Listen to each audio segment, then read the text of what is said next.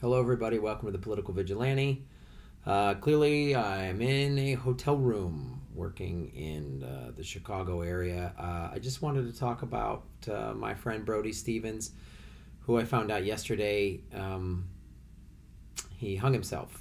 He committed suicide. And, um, you know, um, he's a very funny guy, and I liked hanging out with him. I'm not gonna like say, oh, we were the best friends, we talked all the time. That's not true. He was like someone that I knew professionally, but like in the comedy world, you perform with different people, and he was a guy I'd done a bunch of shows with over the years, and always liked him, and always found him funny. And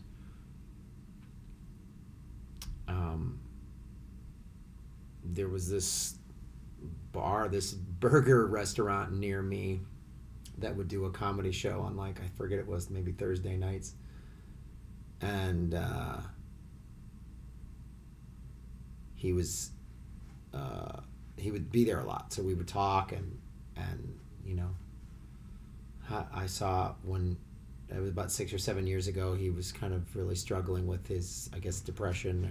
And we talked a little bit about that. We talk about the business and everything. And he's one of the more unique people I've ever met in terms of the way he would perform. He would just go on stage and just freestyle it, which I always was impressed by. And one time there was this show, Doug Benson was doing this show, the Benson Interruption. He used to do it in LA at the UCB. It was a lot of fun. So there'd be a comedian on stage, and then Doug would be in the audience, and he would sort of interrupt and riff and stuff like that. And Brody, for a while, was drumming all the time. He would bring like just a plastic bucket, like you'd see drummers on the streets in like New York or whatever, and he would drum and have a really loud whistle. And and I would like whistle a lot during Doug's shows, and I would whistle on Doug Loves Movies to make some of Doug's listeners really got mad at it. Some people loved it, but. So Brody was like on stage jamming, and he saw me and he waved me on stage, and then we just started this like jam session of like a comedian hitting a plastic bucket and me whistling like do do do do. It was just so silly and ridiculous and fun, and it was like, I'm not a musician, and really neither was he, and we were just having so much fun on stage. And that's sort of what he encompassed, was this very free. There's a lot of magical moments as a stand-up comic, that this stuff just happens on stage that you can never duplicate. It's a unique moment when you improvise with other comedians, or something happens with the crowd or whatever. And that was one of those moments as a comic. I've been doing this for over 25 years, that I'll always remember. And with regard to anyone out there that's struggling with, mental illness, depression, whatever, I hope you call somebody or get help. If you've watched my Me Too video, what I've gone through the last year and a half with repressed memories of being abused as a child come forward. And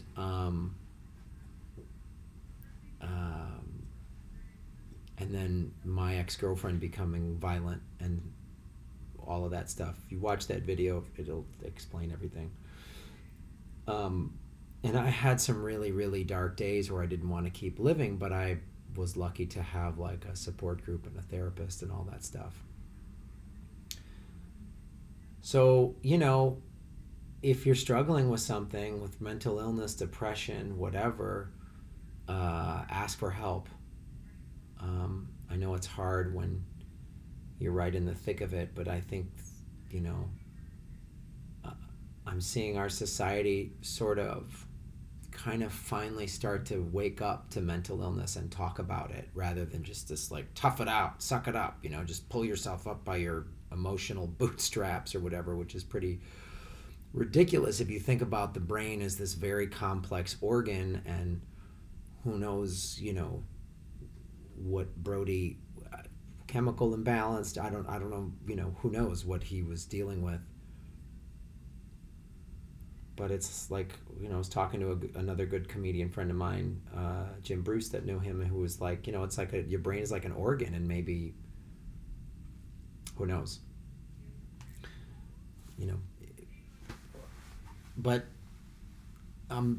you know, whatever. I'm not a doctor or neurologist, obviously, but I'm just saying, like, don't be afraid to ask for help, and don't be afraid to reach out to find a therapist. And, you know, sometimes it took me a month to find my therapist, who specifically deals with childhood trauma, and he does EMDR, which I highly recommend. But there's help and there's resources out there. There's online support groups.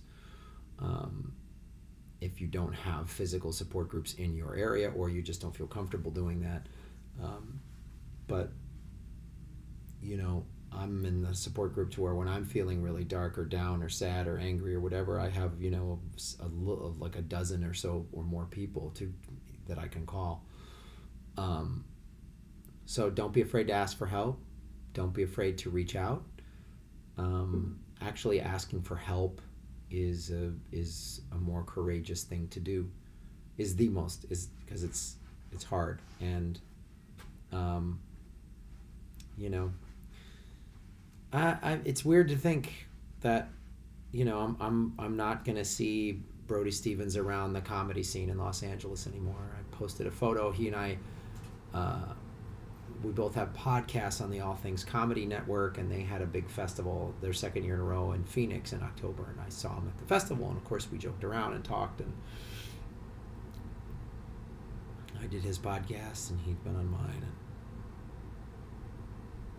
you know, it just, I'm never going to be able to riff and joke around with this guy at a comedy club. And it just really bums me out. So I hope he's healthy, happy, in a safe place, whatever happens when we die. I hope he's out of pain. And like I said, you know, there's suicide helplines, there's support groups, there's all kinds of stuff out there. Don't be afraid to ask for help. And just know, like, there's a bunch of people out there that love you and care for you, and you might not even be aware of it, you know, and you might not be aware of the impact you're having on people's lives in a positive manner. You don't have to be a big name comedian or anything like that with, you know, tens of thousands or millions of followers. You could just be someone, and in your group of friends and where you work, and that people really care that you're around. So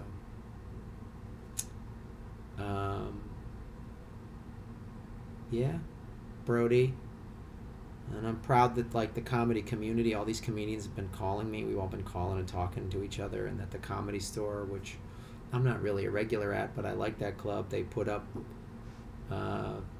we enjoyed it, because he would always go, enjoy it. And they put R.I.P. Brody Stevens. If you don't know who Brody Stevens is, look him up. If you never got to see him live, man, you missed out. He would do stuff, improvised comedy that was just completely different. I mean, he was very, very funny and very unique. And so look up Brody Stevens if you don't know who he was, and check out his work. And then if you're struggling or know someone that's struggling, reach out. Just say, hello, I've had a bunch of comedians call me today. Comedians I haven't talked to in forever, like, hey, Graham, how you doing? I just hadn't thought of you in forever, you know? And so I guess that's something we should all do. Reach out to some people you haven't talked to in a while. And I hope you're well. Thanks for watching.